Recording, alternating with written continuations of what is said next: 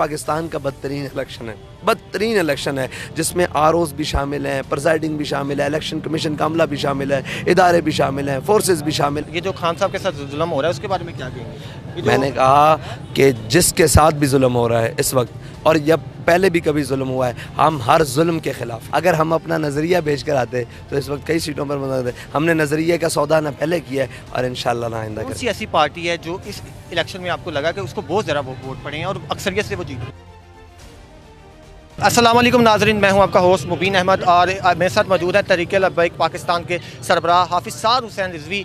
ये भी कहते हैं कि मेरे हक़ पर भी डाका डाला गया है, इलेक्शन कमीशन ने डाला है। आज पंजाब असम्बली हाल के बाहर मौजूद हैं हम, यहाँ पर इन्होंने रैली भी निकाली और यहाँ पर इन्होंने खिताब भी किया। सर बताइएगा, क्या आपके वोटों पर भी डाका डाला गया? जी, कौम के वोटों पर डाका डाला गया। मेरे वो कहाँ से हैं? वो तहरीक लब्बैक पाकिस्तान के वोट हैं, पूरी कौम के हक पर डाका डाला गया। देख रहे थे रात को कि आप अटक से भी जीत गए, काफ़ी ज़रा सीटें निकाली हैं आपने, सुबह उठे हैं तो आपकी सीटें गायब।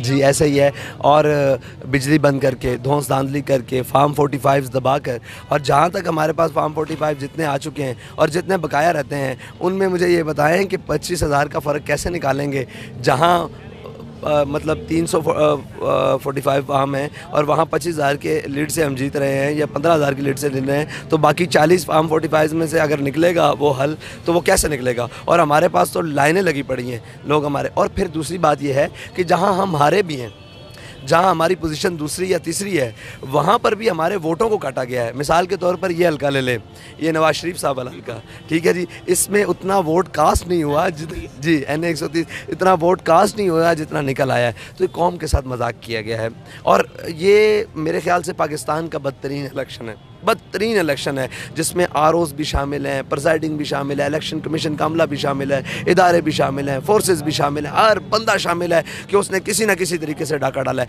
लेकिन बाज़ लोग दयानतदार भी थे, वो रोए भी, पीटे भी, लेकिन आपको पता है फिर ताकत और बंदूक की नोक के ऊपर तो आगे बहुत कम लोग होते हैं जो खड़े होते हैं। उस लोग कहते हैं हाफिज़ साद हुसैन रिजवी साहब जो हैं वो अपने वालिद मोहतरम के मिशन को लेकर चल रहे हैं, लेकिन वो लोगों का इख्तलाफ भी रहता है कि जो बाबा जी का अंदर वो जो वलवला था, लोग बहुत ये कोई नहीं निगलेक्ट कर सकता, नहीं नज़रअंदाज कर सकता कि वो आशिक़ रसूल नहीं, हर एक मानता है कि वो बहुत बड़े आशिक़ रसूल थे। तो उनके बारे में थोड़ा सा बताइएगा।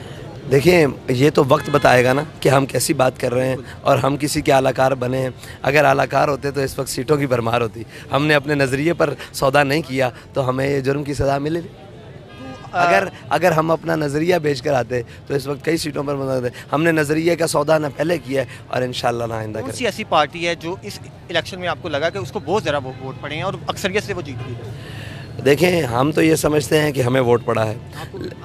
हम ये समझते हैं कि तहरीक लब्बैक पाकिस्तान को बहुत वोट कास्ट हुआ है, लेकिन लोगों ने हक़ राय दही इस्तेमाल बहुत किया है, ये बात है। वोटर निकला है और भरपूर वोट दिया है, लेकिन कौम के सामने उसका रिज़ल्ट नहीं आने दिया गया। अब वो बूथ के अंदर मैंने भी एक वो पर्दे में वोट डाला है, मुझे ये नहीं मालूम कि किसने किसको जाकर डाला है, लेकिन लोग वोटर के रुझान से पता लग जाता है, उसके चेहरे से पता लग जाता है, उसकी शनाख्त से पता लग जाता है कि वो कहाँ जा रहा है। तो वोटर निकला है, उसने अपने हक़ राय दही का इस्तेमाल किया है, लेकिन उसको काट काट कर लाडलों के डब्बों में डाला गया। कहा कि हम जुल्म की सियासत नहीं करना चाहते, हम जो है अमन की सियासत करना चाहते हैं जिसमें तमाम को, हम अदल और हक की सियासत करना चाहते हैं और हक के अंदर ही अमन है और अदल के अंदर ही अमन है, ठीक है। ये जो खान साहब के साथ जुल्म हो रहा है उसके बारे में क्या कहेंगे? मैंने कहा कि जिसके साथ भी जुल्म हो रहा है इस वक्त, और जब पहले भी कभी जुल्म हुआ है, हम हर जुल्म के ख़िलाफ़ हैं। तो कोई पैगाम देंगे या लाखों चाहने वाले हैं आप? मैं ये कहता हूँ कि मायूस नहीं होना।